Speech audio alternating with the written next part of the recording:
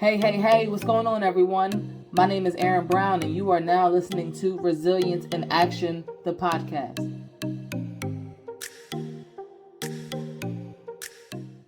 The computer. What's going on, everyone? My name is Erin Brown, and you're listening to Resilience in Action. Today, I want to talk about the importance of understanding where you're going, right? Your vision, the V in my value method.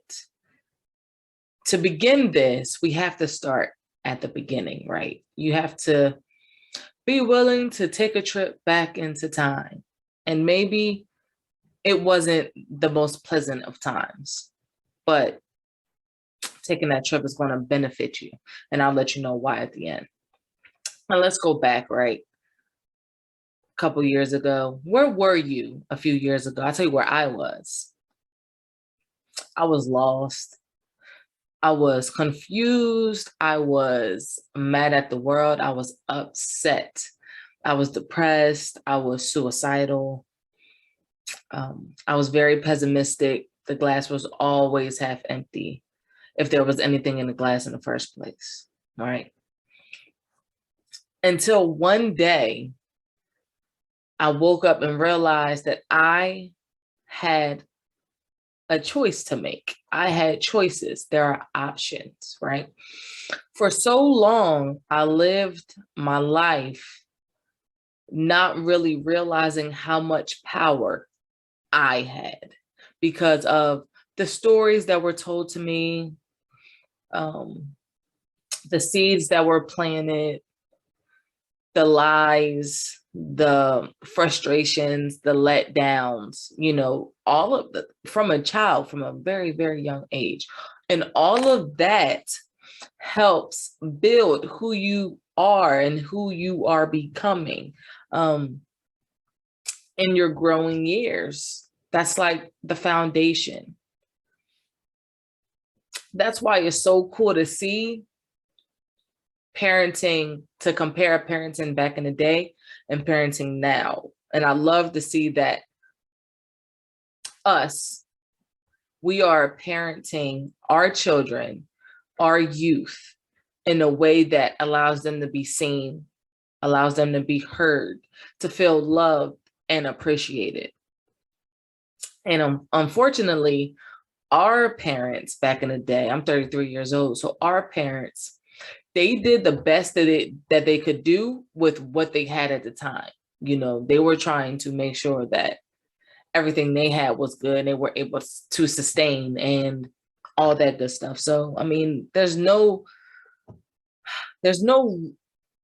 blame game, but there's definitely like opportunities missed.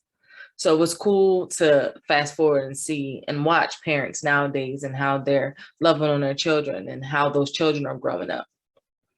But let's rewind, right? Let's go back. And the stories that I was told, the letdowns that I received, it helped develop my self-worth, how I looked at myself. And I wasn't a good person. I was, at the very end of the day, I was a burden. And whenever I felt that I was becoming a burden on someone else, I would immediately resort back to childhood, back to those safety tactics.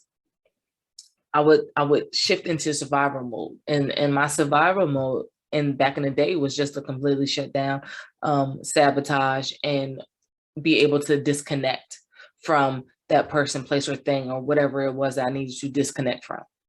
That's the way I survived. So here we are in 2022, right? You may be asking, like, Erin, how does, like, your vision, how does this all tie in? Because I had to make a conscious decision to choose to be better every day. I cannot control what happened to me in my past. Neither can you. You can't control what happened to you, but you can damn sure control how you react, how you respond, and how you move forward. That's where your vision lies. Where is it that you want to go? Who is it that you want to be? You gotta, this is a part where you gotta be honest with yourself. And I had to be honest with myself. And did it feel good? No. Did I want to quit? Yes. Did I find myself crying, like upset and tear? Yes. It took me a while to understand that I could feel my feelings. And it was okay to feel my feelings. It was okay. And I want to encourage you to feel your feelings. It is okay. I want you to understand that your vision, where you're going, no one can do that. No one can create that but you.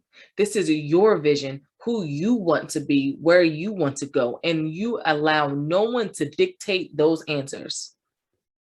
You are the author of your own life. And the moment you decide to pick up your pen and begin to write your story, your narrative, that is when you will feel that power. I encourage you to pick up your pen, write your story. It doesn't even have to make sense in the beginning. I just need you to write out who you want to be. What's your vision for yourself? Who do you want to be today? Who do you want to be tomorrow? Shoot, who do you want to be in the next few minutes? There's something that we can do. There is a power that we possess in making sure that we are becoming who we are meant to become. It takes grace. It takes practice. It takes patience, and it takes persistence. Without those, your vision is blind. You are moving through the world blind. Your vision is all over the place. So you need to write down who it is. Who do you want to be? Take a few minutes. I challenge you and I encourage you to take a few minutes, get a notebook, old school. I don't want you to use your phone. I don't want you to use your tablet. I want you to get a pen or a pencil and a piece of paper. And I want you to write out who it is you want to become. Who do you want to be? Who do you desire to be? Who must you be? Do you want to be great, or do you want to be mediocre? Do you want to leave an impact, or do you just want to survive? There's no right or wrong answer to those questions. Because again, I'm not going to tell you what your vision should be. You have to tell yourself. Write it down. And then you can use that writing, what you said, to hold yourself accountable. You say you want to drive with less anger. You wrote that down, but then someone cuts you off. You need to go back to what you wrote down. Who it is you wrote down, who it is you want to be. Go back to that. Did you lie to yourself? Did you give yourself, was it too big? Was that goal too big? And if it's okay, we can break it down. You can break it down to smaller bite-sized chunks. It's absolutely okay. But you have to decide. You have to figure out what your vision is, who you want to be, and where you want to be in life. The best way to do that, take a few minutes, take a step back, go back to where it all began. What are the stories that were implanted in you, that the seeds that were planted? I guarantee a lot of them are false.